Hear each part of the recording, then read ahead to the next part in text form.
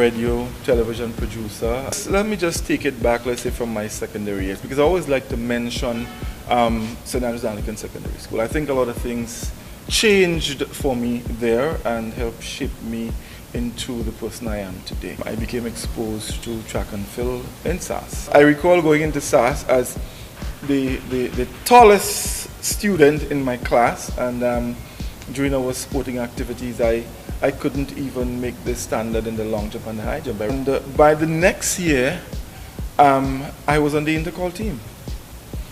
I did not get a medal at intercall the next year, but it was good for me. So I started to get the feel, and I felt that I had something more. And by the following year, I was dominating the sub-junior division in SAS and at intercall. I won the Victor Durham. You know, I went on to CARIFTA in '82, the first year, and that was in Jamaica. I think it was myself, Jacinta Bartholomew, I think Beryl Clarkson was there as well, Anthony Dog Charles, and I think it was Daniel Dubiset, who was also at the CARIFTA. I won 2 medals, silver and bronze, silver in the triple jump, bronze in the javelin. I think Jacinta also won a bronze in the long jump. And but we got a few medals that year. I think it was 4 or 5. And it was a good year for Grenada.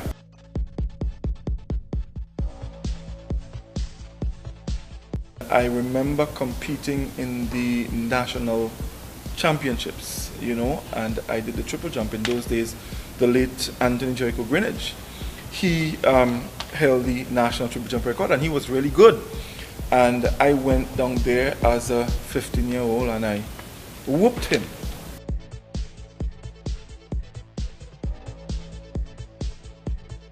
People like myself and Livingston Nelson and the Eugene Lakewish and the Carl Vincent and others, we had our attention focused specifically on track and field. We had a very strict program to follow in SAS. You could not just do anything. Our late principal, Cresswell or Julian, he was very serious. You into track and field, and this is what you have to do. So we specialized, and a lot of people probably don't realize that was one of the secrets of the success of SAS at Intercall. Our Intercall team would be selected long before our sports meet. So there were athletes who were specialized in certain events. I recall there was a time I was in the field, you know, trying to kick a ball, and the principal called out to me and he said, "Don't touch my ball." Don't touch my ball. And that's the thing, you know, and later on we sort of understood why, you know, that seriousness and that level of discipline was instilled. And, you know, we enjoyed the success out of it. We were not exposed to the kind of facilities that are available now. You know, we would train in the sand on the beach where the waves were breaking. We would have to run the hills. We wouldn't have the gym to go through to do, you know, the fancy strength training and all of that. So we basically depended on our teachers to guide us and so. And we did what we had to do, you know, and we did well.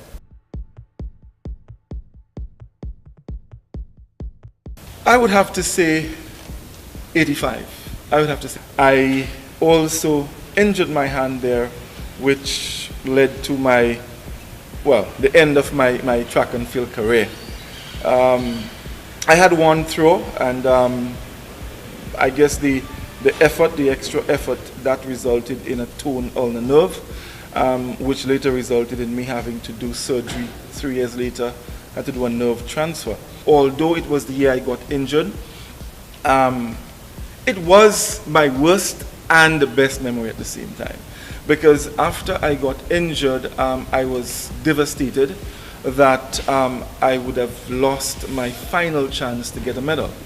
I had to spend the entire night at the hospital in Barbados with the injury, and I must say again, thanks to Bunny Wilson. That was the only person who assisted me, stayed with me all night. When I got back from the hospital the following morning, he came up to me and he said, "Hey, Godfrey, I have something for you.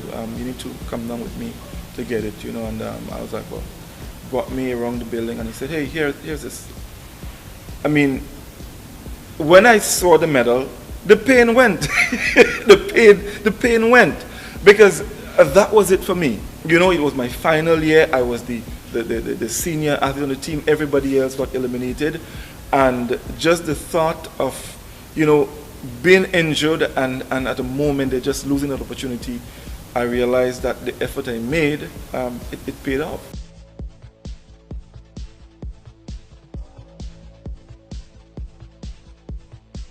CARIFTA is very exciting. It's where you get that experience, that feel of international sports. You know, I remember when I went to CARIFTA, you know, in those days, yeah, we were not quite exposed. So you go there and you see all the Jamaicans all cladded in their different tracks and all of that, their starting blocks, their spikes and all of that.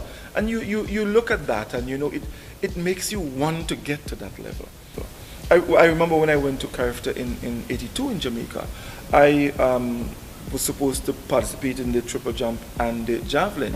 When I got there and I saw what was happening, I went and I registered myself in the long jump and in the shot put and the discus. I didn't go because I wanted to win, but I wanted to learn. I wanted to look at the guys, learn the technique, and be able to come back here and do it myself, you know, and of course help some of the other athletes. So I registered there, I learned the techniques, and it was good.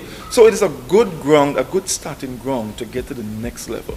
I mean, there are a lot of great athletes throughout the Caribbean. You see them, you learn from them. I remember meeting a Jamaican guy, his name was Michael Lawson. He was a middle distance runner. And I asked him, I said, can you write up a training schedule for me of how you train? Because locally, I would also run the 4 and the 800 meters. And he did. And I followed it. And I was able to win the 800 and 4 in SAS a couple of times. So it was good. You gain all these experiences which can really help you along the way.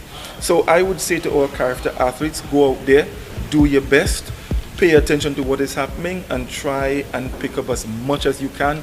Look at different techniques, you know, and try to get yourself in there where you can really benefit, because it is going to bring you success.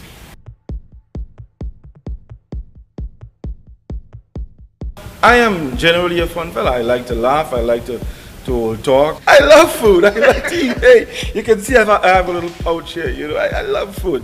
I love kaiso. You know, my favorite kaiso would have to be Sparrows Federation. Yeah, I like that. It's a great one. But there are a lot of great kaisos out there.